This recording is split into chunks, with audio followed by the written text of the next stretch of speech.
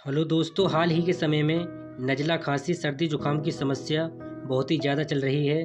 तो आप ऐसी स्थिति में रैस्कव DX का यूज़ कर सकते हैं। इस सीरम में जो कंपोजिशन है डेक्स्ट्रोमेथोर्फेन 10 mg, क्लोरफेनेरमाइन 2 mg, यह सिप्ला कंपनी द्वारा बनाया गया है।